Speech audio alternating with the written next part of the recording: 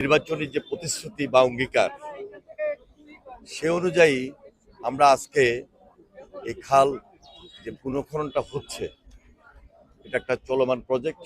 এটা আমরা দেখতে এসেছি। এটা প্রথম পেজটা শেষ হতে ডিসেম্বর মাস লাগবে। তবে এটার যে বেনিফিট আমরা যেটা নিতে পারবো সেটা হলো আসল। এই বেনিফিটটা নিতে গেলেও কিছু চ্যালেঞ্জ আছে।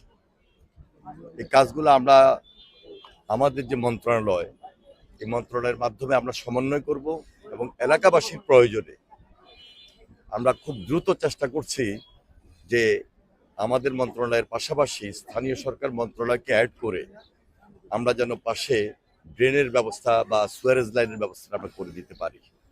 খুবই জনগুরুত্বপূর্ণ বিদায় আমরা আজকে সবাই এখানে এসেছি।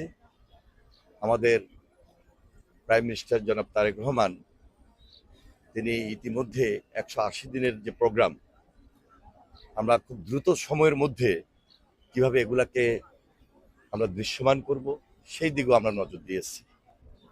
খাল খনন কর্মসূচি এটা একটা বিপ্লব, একটা আন্দোলন। প্রেসিডেন্ট যে এই আন্দোলনটা শুরু করেছিলেন, মাঝপথে এটা অনেক বাধা বিপত্তির মধ্যে পড়ে।